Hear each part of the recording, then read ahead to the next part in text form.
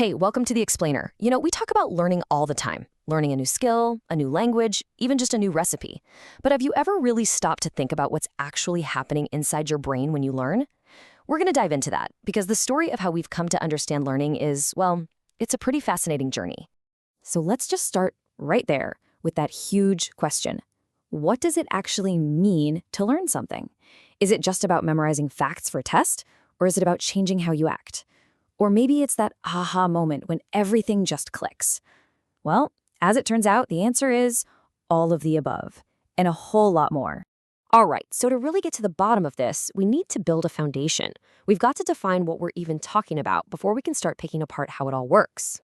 Now, this definition might seem a little academic, but every word there is important.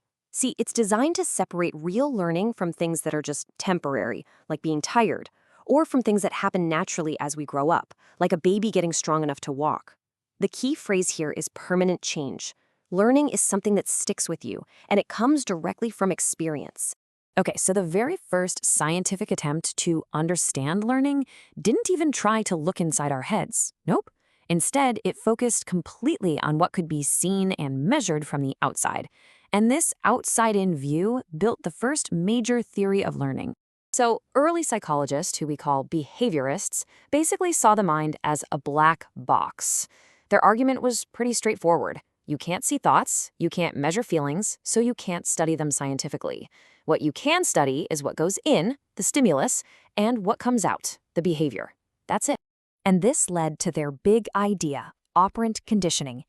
Honestly, the concept is incredibly simple. If you do something and a good thing happens, that's reinforcement. You're probably going to do it again. But if you do something and a bad thing happens, punishment, you're way less likely to repeat it. Think about it. A student gets praised for a great question. They're more likely to ask another one. It's all about the consequences. Behaviorism also gives us a pretty powerful way to understand our emotional reactions. Let's say you have a really humiliating experience in a math class.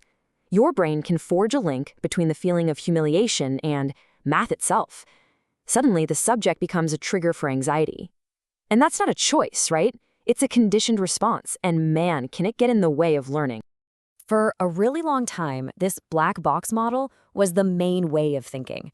But then, a total revolution happened in psychology. It was finally time to peek inside. And this was the cognitive revolution. Scientists started to ask, what if the mind isn't just passively reacting to stuff? What if it's more like a computer, actively processing all the information it takes in? This one metaphor completely changed everything about how we study learning. The basic model kind of works like this. Information comes in from the world through our senses. That's the input. Our brain gets to work on it, sorting it, connecting it to stuff we already know.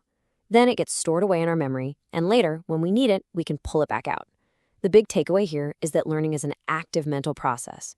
It's about acquiring, remembering, and then using knowledge. Over time, these models got way more sophisticated, even trying to mimic the brain's actual structure. What you're looking at here is a connectionist model. It's a huge leap from that simple four-step list. Just think of those little nodes as neurons and the lines as the connections between them. As information passes through these layers, it gets processed and transformed.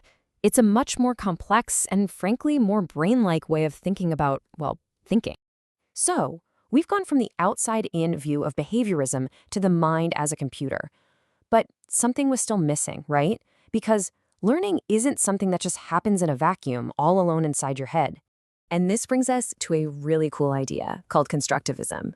The theory here is that we aren't just computers passively downloading data. We're more like builders. We take our experiences, we take in new information, and we actively construct our very own unique understanding of the world. So it really boils down to two central ideas. First, you are the architect of what you know. And second, you don't build it alone. Those social interactions, talking about ideas, working with other people, getting feedback, that's a critical part of the whole process. We actually build knowledge with and through other people. This quote here really hammers that social point home. A huge amount of what we learn comes from just watching other people. We see someone do something, we see what happens, and we learn from their experience without ever having to do it ourselves. I mean, think about it. Our parents, our teachers, our friends, they're all models, constantly shaping how we think and act. Okay, So we've looked at behavior, we've looked at cognition, and we've looked at social construction. But what is physically happening inside your head when all this is going on? Let's get down to the actual biology of it all. Let's start with a number that's, well, it's kind of hard to wrap your head around. 86 billion. That's the estimated number of neurons, those little individual brain cells, that are packed inside the average human brain. It's a staggering amount of raw processing power. Now get this. Every single one of those 86 billion neurons can form up to 10,000 connections with other neurons. If you even try to do the math on that, you get a number in the hundreds of trillions. The potential for creating complex, powerful networks inside your head is just, it's almost unimaginable. And right here, this is the physical definition of learning. Every single time you learn something new, you are physically changing the wiring of your brain. You are literally creating new connections between neurons or making existing ones stronger. And this incredible ability of the brain to rewire itself is called synaptic plasticity. This quote just perfectly captures how profound this is.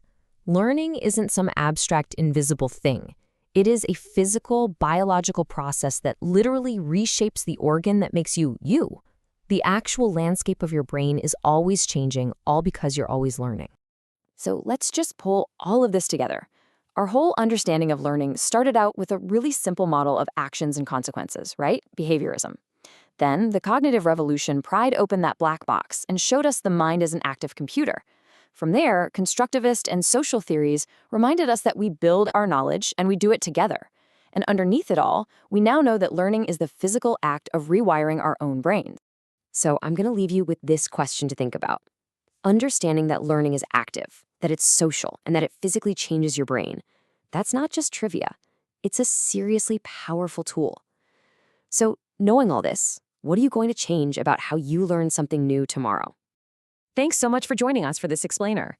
All this work was based on the research from these fantastic sources. We'll see you next time.